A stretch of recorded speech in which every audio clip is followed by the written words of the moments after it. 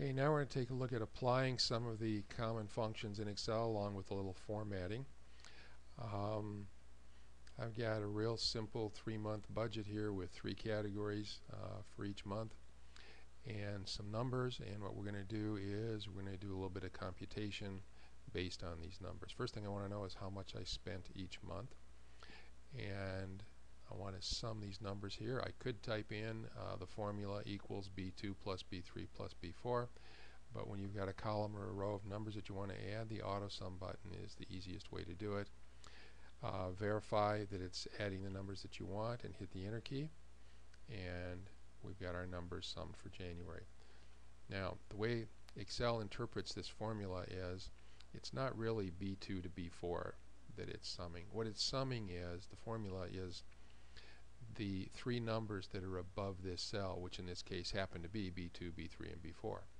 But if I copy that formula over, go to the lower right hand corner and get your fill handle and copy that over, and double click on it here, you see it's C2 to C4, which is the 3 cells that are above C5. And if I double click on this one, I get D2 to D4, which is the 3 cells that are above D5. So the way that these arguments to functions are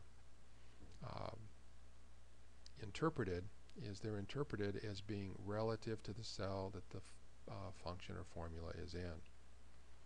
So you only need to do the function once. You can get your fill handle and drag it across because Excel uses relative cell references.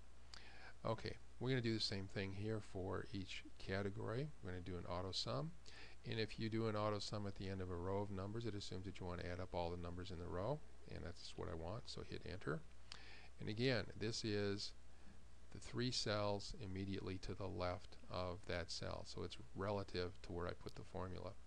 And if I get my fill handle and drag this down, the formula gets copied as this is stuff for row 3, and if I double click here, I'll get the blue line around the stuff in row 3. If I double click here, I'll get the blue line around the stuff in row 4, and if I double click here, I'll get the blue line around the stuff in row 5. Okay.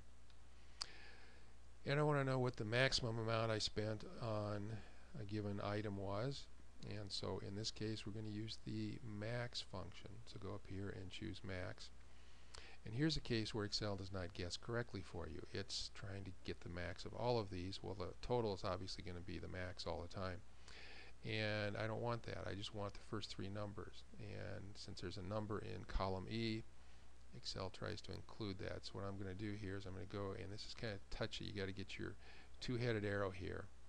It took me a while to do that, and drag it back to the left so that the reference is now just to the 3 cells that you want to find the maximum of. Hit the enter key and get your fill handle and drag that all the way down, and it'll tell me the maximum for each one of these categories. Lowest is going to be the min function. So let's go over here and choose min, and it's choosing these 2 numbers, which I do not want. So I'm going to again get my 2-headed arrow here, drag it to the left, and I want the minimum of those 3. Hit the enter key, and we're going to click on the lower right hand corner. We're going to copy that down, and this is giving me the min of these 3, this is giving me the min of these 3, and this is giving me the min of these 3. Then I want to know what my average for each budget category is, so let's move to the first item in the average column and go over here and choose average from our drop down. And again, it's choosing way too much stuff. I want the average of those 3. Hit the enter key and get your fill handle and drag it all the way down, and just to double check here, double click on each one of these and make sure that it's outlining the right numbers, and it is. Okay, now we're not ready to do percents, so what I'm going to do is I'm going to do a count here.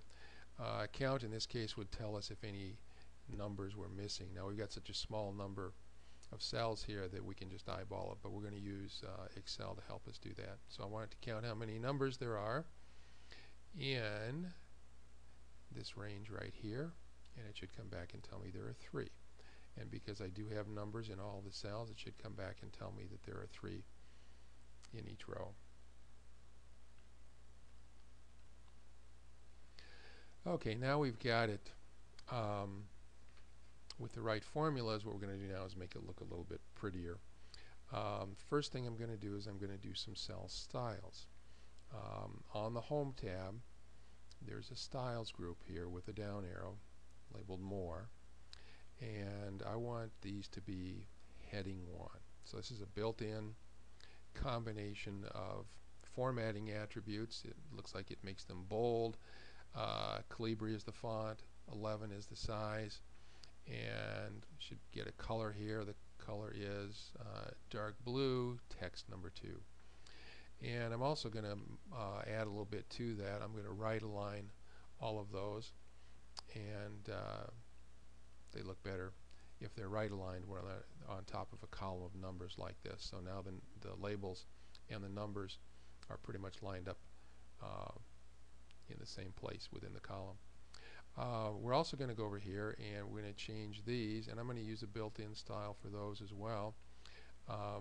First 3 heading ones all have underlines under them, and I don't really want underlines on the row labels, so I'm going to choose heading 4. And the other thing I'm going to do here is slide them over so they're a little closer to the numbers that they're describing. Then I'm going to go in here and I'm going to change these to, there's also a total format here.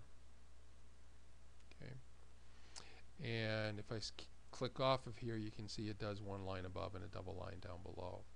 And now I've also got a little problem here. I don't want 3 decimal places on this one here, so I'm going to go up to my number formats. And I'm going to choose the $sign, which will give me a $sign, a comma, and 2 decimal places for everything. I'm really not concerned about decimal places with these numbers, so I'm going to just decrease the decimal places. And now I've got some nice looking totals. The other thing I'm going to do is I'm going to go in, I'm going to change all of these. And I want a comma if they're bigger than 1,000, like this number right here. So I'm going to choose the comma, but that gives me 2 decimal places, so I have to decrease that twice again as well. And the one thing I'm going to do here on this top row is I'm going to put a $sign on those, and just click on the $sign. Unfortunately, it gives me the 2 decimal places, so I have to go here and reduce the decimal places again. And now I've got $signs on the first row, which is typically the way columns of numbers work, and then $signs again on the bottom with a single line above and a double line below. Now, I forgot to put a title on this, so what we're going to do is we're going to right click on row 1 and we're going to insert a row up there we can put in a title. And in A1 I'm going to put my budget, hit the enter key, and I want that to be centered over all of these cells, so I'm going to select all of those cells. Make sure you use the fat white plus sign. If you try to use a little black plus sign, you get something you really don't want. You get copied into every single cell. I'm going to do a Control Z here to undo that, and then what I'm going to do is I'm going to go back and I'm going to use the white plus sign to select all of those cells. What I want to do is I want to merge them into a single cell and center the text My Budget in the middle of that. Now, this is the title for the whole thing, so it seems like this ought to be a little bit bigger. I could go up here and format it, but I've got some built-in choices over here, one of which is called Title, and that gives me bigger text, 18-point, blue, bold, and that looks pretty good. So let's leave our spreadsheet like that.